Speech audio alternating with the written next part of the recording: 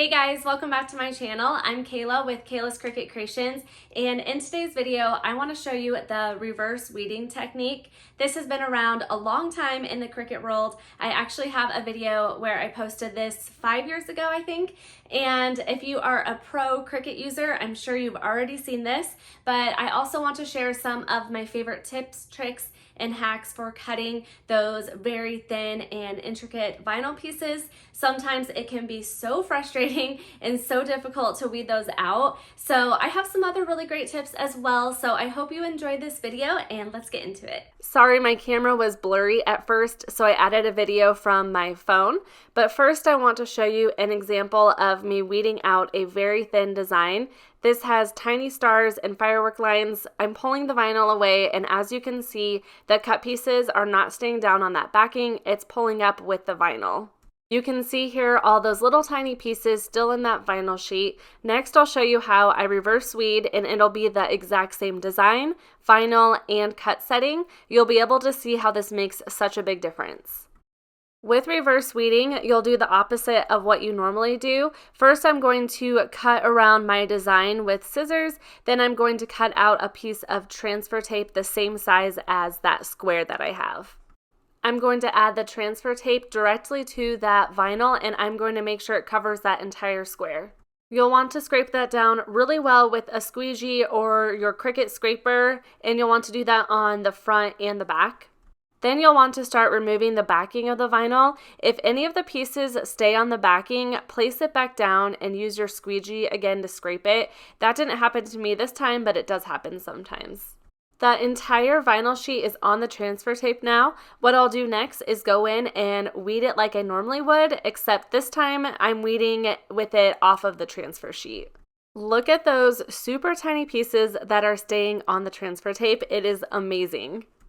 And one thing I will say is if I have pieces that are super tiny like that, I usually don't put them on drinkware. Even though this is permanent vinyl and it can last for several years when hand washing your glassware, I still have noticed if it's just crazy small like that, it'll sometimes come off. I was putting this design on something that won't get wet. Also, normally when I'm making adhesive vinyl projects, I don't typically use the reverse weeding method, but when it's tiny pieces like this, I do. I had two little pieces of the firework that I missed, and I was able to just grab those pieces with my fingers and place them onto the transfer tape. Here's what it looks like. Isn't that insane, the difference it makes?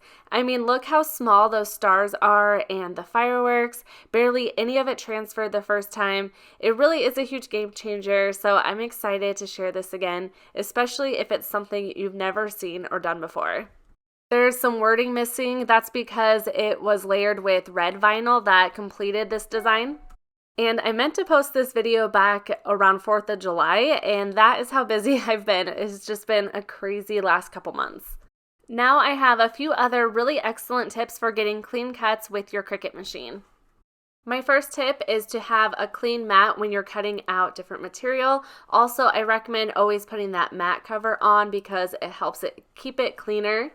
This mat is pretty dirty, so I'll show you a couple ways that I clean it. Once again, you've probably seen these tips, but they really work so well. If the mat isn't too bad, I like to just grab a wipe, and what I do is just rub off all of that like hair and dirt and things like that. This can take a lot of muscle strength to get it off. You can kind of see that little spot that I was working on, but this mat was worse than I thought. So what I do next is go over to my sink, and I like to use Dawn dish soap and water. You can use any type of dish soap to wash this. I do prefer Dawn, it just seems to work better. And here I'm just using my hand, but you can also use a sponge. That seems to work better as well. Here's what it looks like after it's done, and it almost looks brand new. It's kind of amazing. I do have some ink from sublimation on this mat, so that didn't totally come off, and it is also sticky again. The reason why you want to have clean mats for better cuts is the material is just going to stick down to it so well, so it's not going to shift around at all. Another tip that I have is to use your brayer tool. I use this pretty much every time I add material to my mat, and it seems like such a simple thing that you could skip, but it just really presses that material into the mat, and once again, it just prevents that material from moving, and if your material is just stuck in place, it's going to cut so much better. I'm going to be cutting this cardstock out on a somewhat intricate design. So my next tip is when you go into your cut settings to find your cardstock setting, there is actually one for cardstock for intricate cuts, which is amazing. I have noticed that this does really help. My next hack is when I am cutting out cardstock, foil, or any intricate material, I mirror my design. The reason I do this is for some reason when it's cutting, it'll have little jagged, not as clean pieces, but underneath it on the bottom will have cleaner cuts. I'll show you an example of that in a second, but look how great this intricate cut setting worked on this pumpkin. You can see this a little better on my phone, but this is the top part of the cardstock where the Cricut cut. You can see the cuts are not as clean. There's maybe a little jagged pieces, but this is the other side, and look how clean and just great that looks. So if you are having trouble with clean cuts on the cardstock, I would try mirroring your design and see how that works. Next, I recommend routinely checking your Cricut blade. You can see there's a couple little specks on here. Everybody's probably all seen this hack by now, but place your blade into aluminum foil, and what this does is it gets all that little material off of it, and look how clean this looks. You're going to get better cuts. If your blade still is just not working well, I would recommend changing it out. They do get dull over time, especially if you're using a lot of paper or cardstock projects. I like the off-brand blades because they're so much cheaper and it comes in a big pack. I can link those down below. Your material will make a huge difference when cutting on the Cricut machine. You need good quality material to cut out well. These are just my favorites for adhesive vinyl. I love StarCraft. I buy this from 143 Vinyl. I also really like Oracal 651. Both of these are excellent options. I buy this from Michaels. For cardstock, my all-time favorite is the Recollections brand. This is also from Michaels. It just cuts out so well on the Cricut machine, and they have tons and tons of beautiful colors there, and you can use coupons. Heat transfer vinyl, my go-to is the Caesar brand. This brand is amazing. It just cuts so smoothly, it weeds smoothly, and I just love it on the shirt too. It's nice and thin. So here's some random rolls of Caesar vinyl that I have.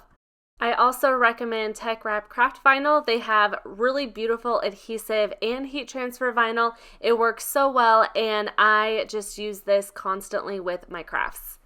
I recommend a really great quality transfer tape. My go-to is the Caesar brand. Once I found this, I stopped looking because it just works so well and it has everything that I need. I also recommend using a pin tool instead of a weeder, like a Cricut weeder, especially when you are weeding out tiny letters and like the little inside of the letters.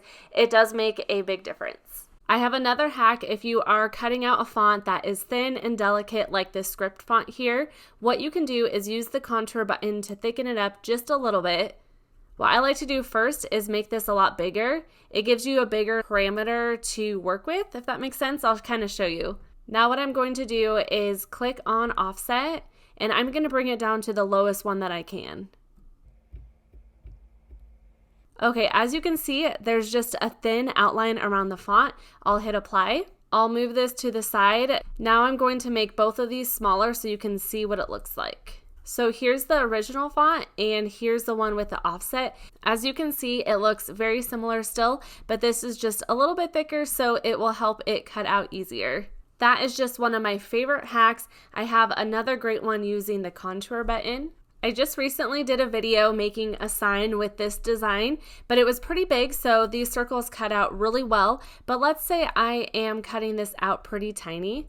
Let's say I'm cutting this out at about 5 inches. I'll zoom in a little bit, but these circles, they're just not going to cut very well. So what you can do is go to the contour button. You can either contour out just the really tiny ones. Let me click out of that. So obviously that doesn't look very uniform. Sometimes it does work to do this with different images, but another thing that you can do is go back into contour and you can take all of the circles out.